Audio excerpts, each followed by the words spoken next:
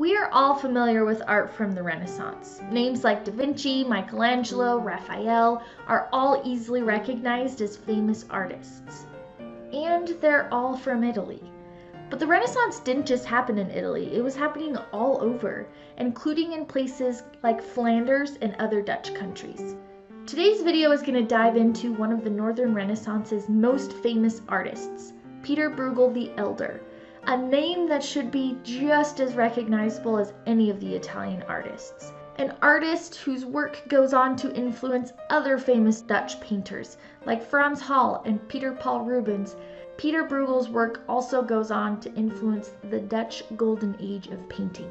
If you're new to my channel, I'm Mrs. Alder. Please make sure you subscribe to my channel, hit the bell icon so you can get notified of when I publish new art history videos each week. During this time of the Renaissance, there was a lot of, shall I say, tumultuous religious conflict. Martin Luther's led Reformation and the Catholic Church's response of the Counter-Reformation split Christendom in half and ended up in a 100-year-long civil war between Protestants and Catholics. This actually put artists in a pretty tricky spot because now their largest patron, the church, was split, and they had to start picking sides. Even though there was a lot of uncertainty at this time, there was still a huge exchange of intellectual and artistic ideas between the North and the South. One of these ideas is called Humanism, led by the scholar Erasmus.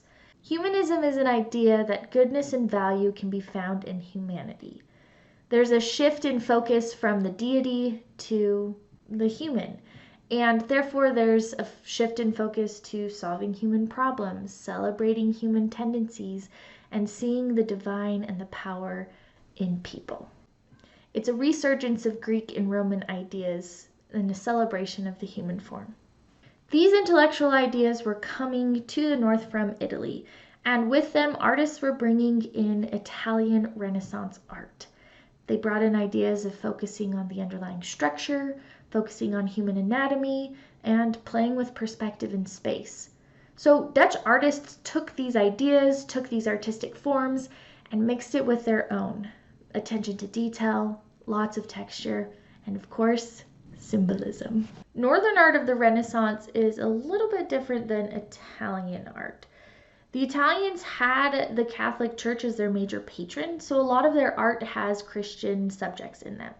But because of all of that religious tumult that was happening, Dutch painters went in search of a different patron, and they found it in the wealthy and the elite. So a lot of Dutch paintings don't actually have a ton of Christian themes. Instead, they focus on what is called genre scenes. A genre scene is a focus on the mundane everyday life. There's lots of peasants, there's lots of labor, there's lots of just being a person. And what they do is they put these genre everyday scenes onto a larger scale, bringing up this idea that the mundane can be celebrated and that humans are important and we can focus on them. This humanism idea. Often these pieces tell moral stories through their symbolism. For example, this piece, at first glance, seems like a mundane butcher's stall, but upon further inspection, you'll see symbols of Christianity. Or this piece that looks like a money changer and his wife drearily working in the task laboring job. But looking deeper, you see more Christian symbols and the moral story of putting riches before your religion kind of becomes apparent. Something that is so cool about Dutch pieces is the symbolism tells the story. There's always going to be more. You always have to look just a little bit deeper. This all brings us to Pieter Bruegel the Elder, not to be confused with his son Pieter Bruegel the Younger. Pieter Bruegel the Elder was known for his moral pieces, his genre scenes, and his influence on the Dutch golden age of painting. His most famous piece is one that we will look at today called Hunters in the Snow. This piece is part of a series commissioned by a wealthy patron named Nicholas Jongelink. He wanted Bruegel to paint an image that corresponded with each month of the year. This is really similar to a traditional Flemish book of hours that often had calendar pages and pictures depicting what labors were done in each month. It is unclear whether Bruegel painted all 12 months. Some historians suggest that he only painted 6, but we for sure have only 5 left. The 5 remaining pieces are the gloomy day, the harvesters, the hay harvest, hunters in the snow, and the return of the herd.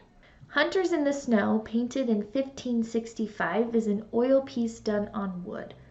Bruegel paints this on kind of a large scale, with it measuring around 4 by 5 feet, which when done in oil is actually quite expensive. But instead of showing a grand scene, Bruegel decides to paint a genre scene, and one that is actually pretty depressing. Our initial view of the piece shows us peasants returning from a long day out hunting. Their work looks to be lacking as their spoils from the day are lean. The men look tired, as if trudging through the snow is about all they can do. Even the dogs look meager and slim. Not to mention, this looks like a cold winter's day. The color palette is full of blues, grays, and other dark, dull colors. To me, this feels like the end of January. Miserable. After sitting with the hunters for a while, the strong diagonal lines of the snow and those dead trees take our eyes to the background, where the people look like ants, insignificant and small. But like any Dutch painting, there is going to be more than our initial impression. So let's zoom in and see what we can find. This is when the piece really starts to get good. There's usually a church in Bruegel's works, although they're not always obvious, so look out for those steeples and you'll see a few in this piece. You'll also start to notice activities these people are participating in, and the scene becomes a little bit lighter. You see real people doing real things. There's ice skaters, people curling, a hockey game, kids sledding. I'm going to point out my favorite figure, this guy. This is me on any sort of ice, falling down, curled up in a heap, hoping not to get skated on. And then as I keep looking, I can't help but laugh, and this piece starts to come together. There is realness to this. The mundaneness of everyday life mixed in with the joy that sometimes comes. This is reality. All of a sudden there is dignity and purpose given to the mundane tasks that people have to do every day, and my Saturday chore list doesn't seem like such a burden anymore. These scenes become important enough to be shown on such a grand scale. So yeah, this work is mostly dark and dreary. It shows how difficult winter months are, especially for people living in those times. But it's also hope and honor and humanism. I would love to hear your thoughts on this piece. What does it mean to you? What other morals can you find hidden inside this piece? If you have other Dutch artists that you love, comment below, tell me about them, and maybe you'll see a video of some of your favorite pieces coming up soon. Remember to subscribe to my channel so you can get notified of when I post new art history videos each week. And please remember, the art just keeps getting better.